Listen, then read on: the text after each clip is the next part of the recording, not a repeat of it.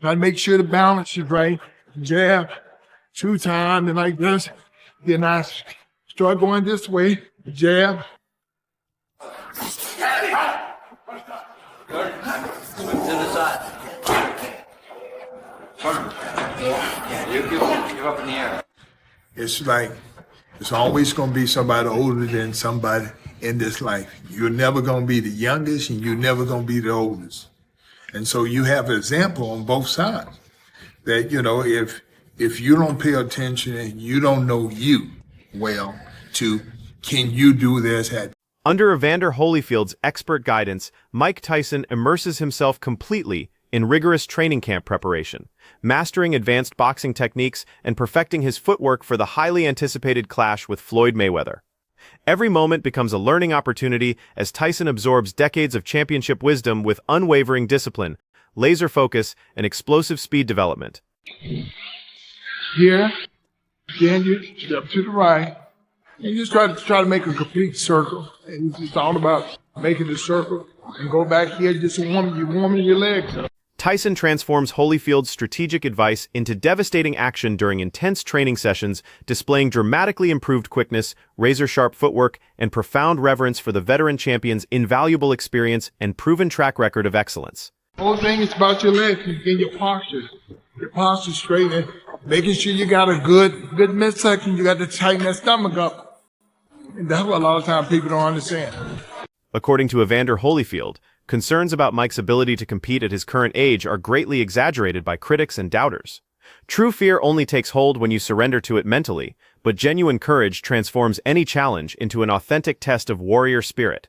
Only if you allow yourself to do that. It's up to me to allow myself to be afraid. I'm talking about at any given time, at anything. Whether I know how to do it or not. You know, the Bible said, fear not. It's up to you to fear. That's a choice.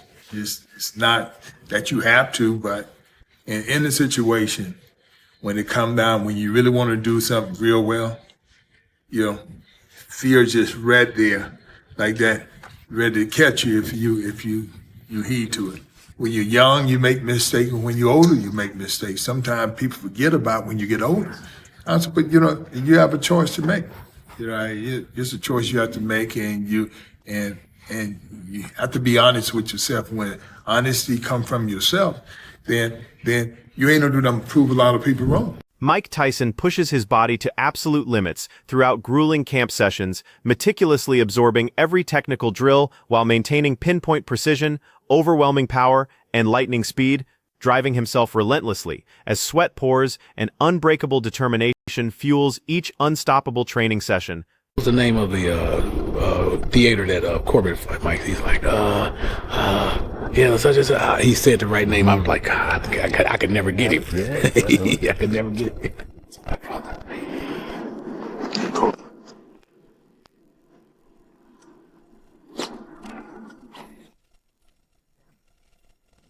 Evander Holyfield firmly believes that Mike Tyson embodies the eternal essence of championship greatness, carrying an inextinguishable flame within his soul, possessing the heart, fighting spirit, and indomitable champion's mentality that never truly dies. I'm the only champ. You ain't got nothing to look to. Ladies and gentlemen, it's my turn now. That's what ultimately, when you say the world champ, you don't want to see somebody else across the street say, I'm the champ too. I ain't worried he can say he's the world champ. Mike Tyson unleashes devastating raw power during intensive mitt work sessions at training camp. Each thunderous punch connects with bone-jarring impact while his razor-sharp footwork flows seamlessly, perspiration cascades, his concentration remains absolutely intense, and his explosive strength amplifies with every calculated strike. Yeah, you give up in the air.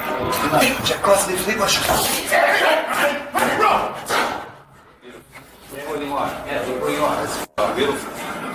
Beautiful, right? Nice one, Mike. Nice one, Mike. What's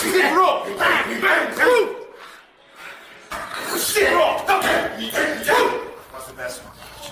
What's the best one? Good. Man, try's the best one. One shot. Isso, that's it. One shot.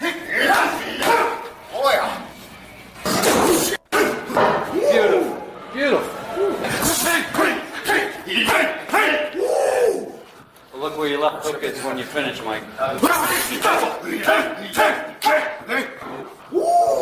Gene Kilroy energizes Mike Tyson throughout demanding training camp sessions, elevating his self-belief and driving him to push beyond previously established boundaries. It's not how old you are, it's how old you feel. I don't feel what the word old. I don't feel that. No. Well, you're smart going into the new wave. No, it's always the old wave. It's always this. Yeah. I could do all this stuff and not have this and this. Yeah, that's what you need.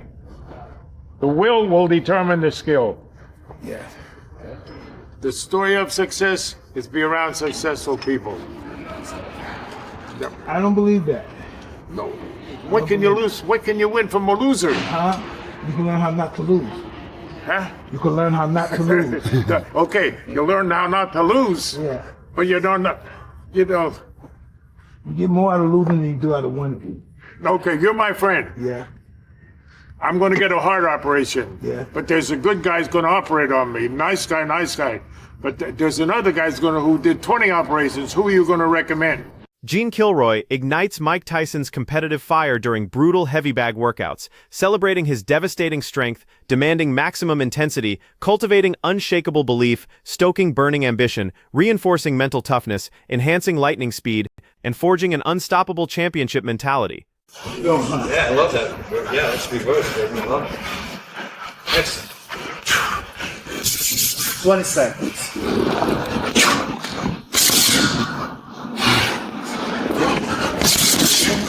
It's in the end. It's just like that.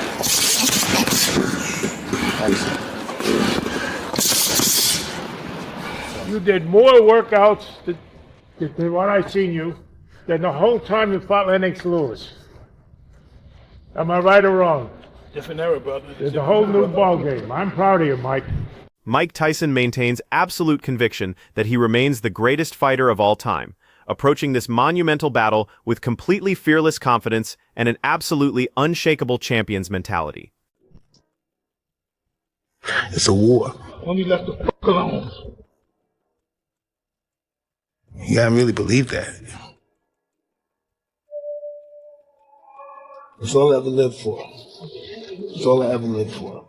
Doubt should be eliminated. You should be a doubt annihilator. My mentor told me, look, I got a little man, and I said, I want it all. I want it all. You be careful what you wish for.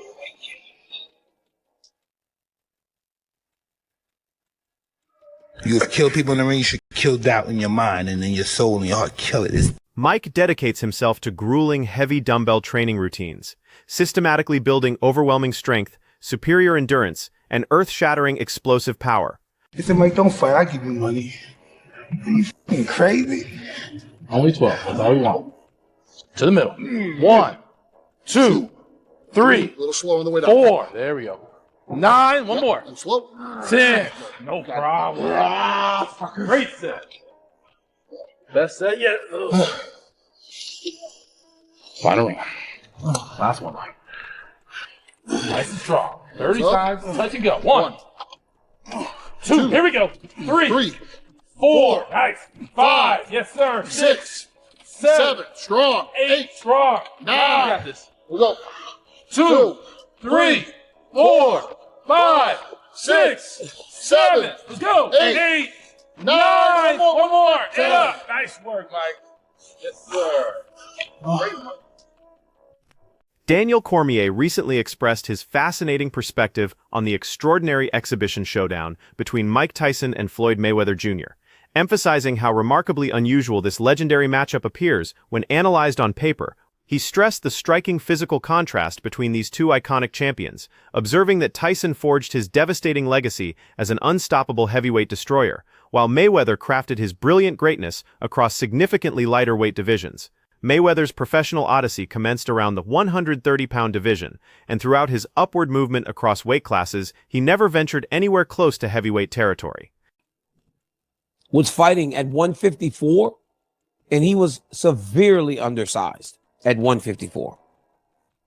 Floyd Mayweather was a guy that fought in the 130s to start his career, and then fought up as high as 160 maybe. Floyd Mayweather was a small guy.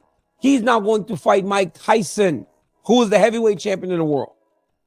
I respect these two men so great a degree that it's hard for me to almost make negative statements about them. But I think that our job as talking heads is to tell you the truth, regardless of how much you admire someone or the applause and adulation you have for them.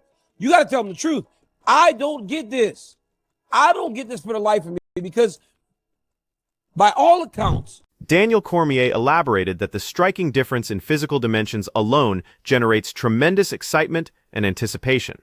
From his expert analysis, this matchup becomes absolutely captivating because it showcases refined technical mastery versus devastating heavyweight destruction. He observed that one legendary competitor established dominance by overwhelming opponents with sheer force, while his counterpart constructed an immortal legacy through surgical precision, flawless timing, and impenetrable defensive genius. Cormier additionally highlighted that their professional trajectories evolved under completely different circumstances, shaped by distinct generations of competition and opposing stylistic challenges. One achieved immortality through explosive knockouts that left audiences speechless, while the other perfected strategic control and ring intelligence to systematically outthink every rival. This dramatic stylistic contrast, combined with the remarkable physical disparity, creates authentic intrigue and fuels endless fan debates about how such contrasting strengths might ultimately collide. got his life on track, has a great wife that helps him manage all those things, made a boatload of money to fight Jake Paul last year. It's not a money play.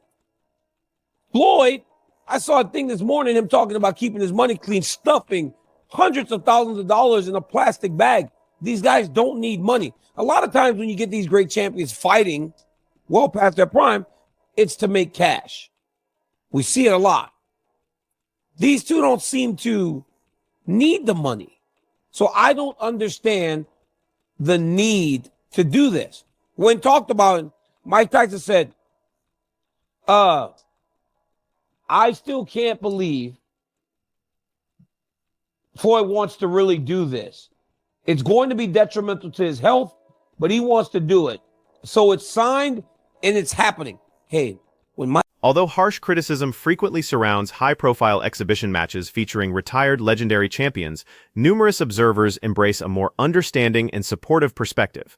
Through this compassionate lens, seasoned fighters returning to the spotlight aren't tarnishing their immortal legacies, but rather exercising their well-earned freedom to benefit from decades of tremendous sacrifice and unwavering discipline. Combat sports require extraordinary physical and mental dedication, typically starting during childhood years and extending through countless years of brutal, punishing competition.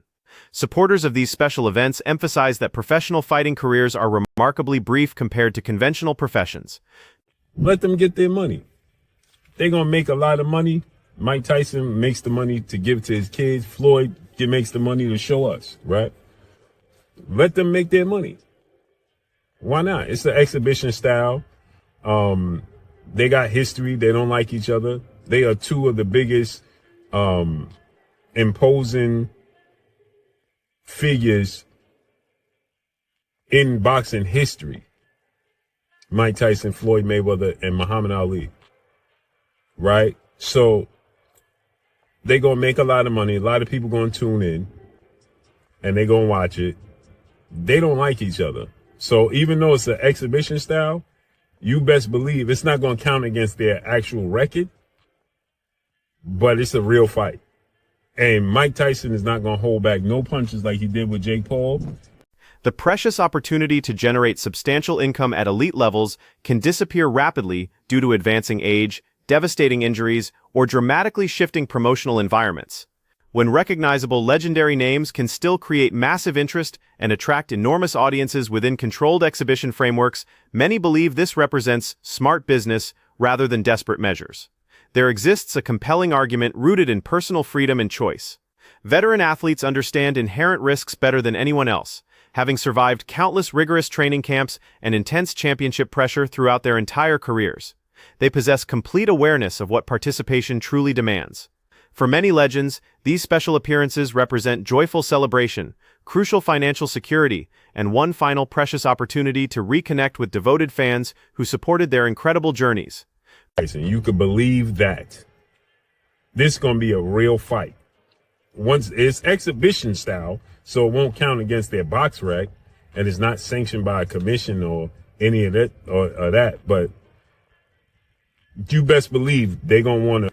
So they're gonna make a lot of money, and it's gonna be entertaining because they don't like each other. There's bad blood. They're gonna let them fly, and neither one of them wants to go home saying they lost to the other one. Floyd, Mike Tyson has been, making passes at trying to. He wanted to hit Floyd at the WBC convention. Remember that famous epic moment where he walks up past Floyd and he's receiving his belt and he just flinches at Floyd, and Floyd don't budge. You're just looking at him, right?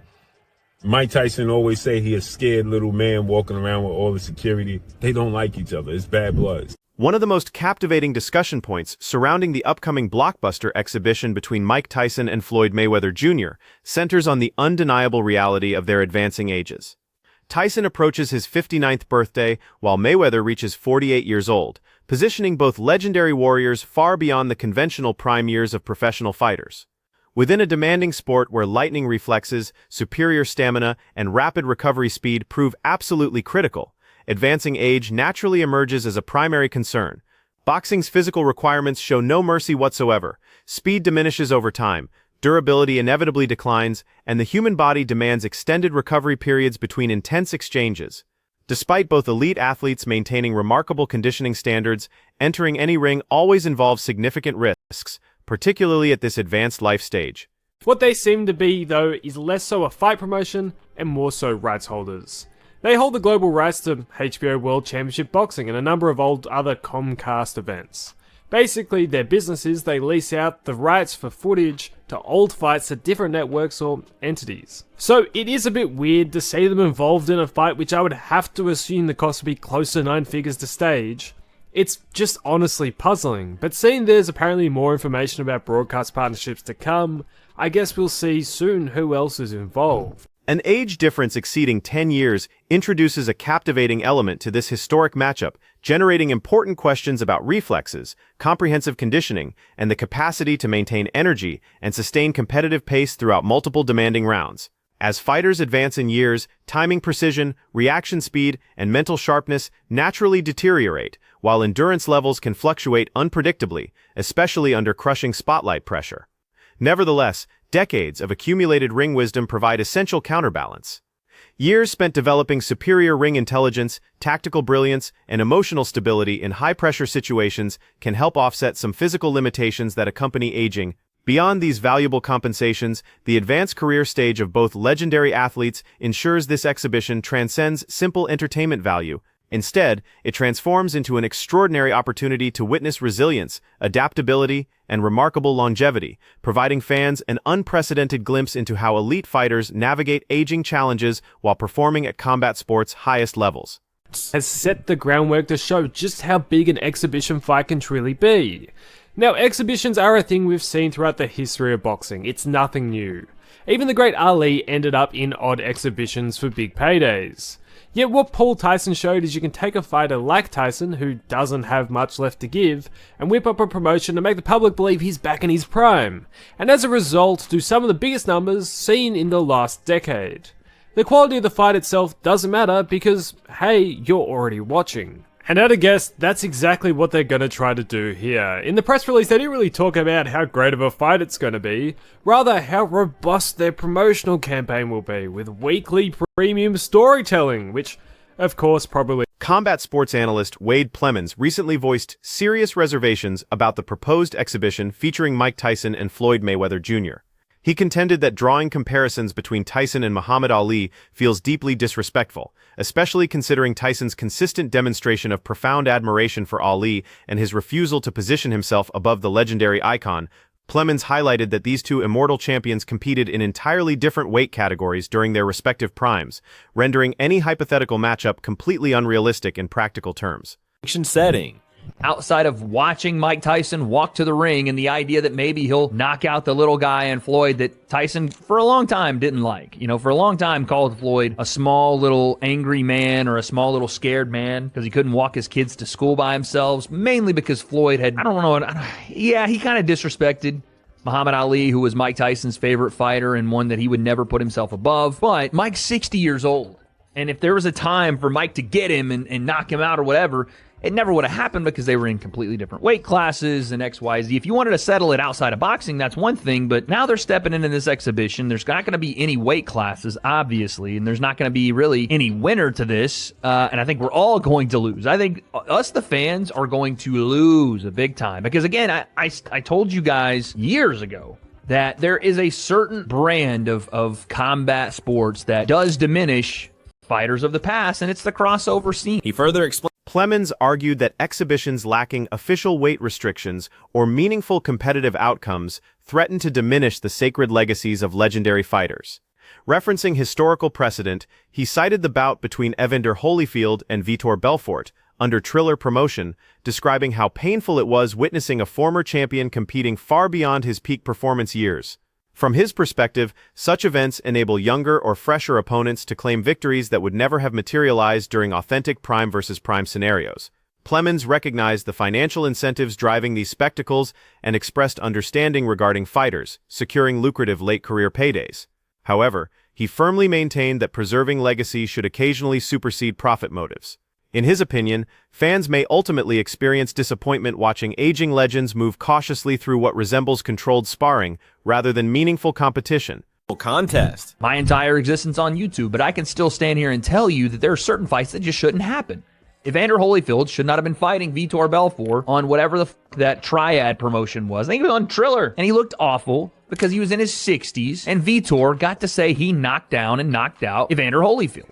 And everybody knows that in Evander Holyfield's prime, he would have done work to Vitor Belfort in boxing. Same with this right here. This never would have been a prime for prime matchup. It would have made no sense to have happened. But if it did, Mike Tyson at 215 pounds, should he land at all on Floyd Mayweather, was going to send him to a different stratosphere. Now, again, we understand the reasoning behind this, and I want both guys to get paid, but this is going to be sad. And this is why I said sometimes you need to preserve your legacy. And I know Floyd says, legacy don't pay my bills, and clearly he's got a lot to pay. That's it for today's video. Stay tuned until next time.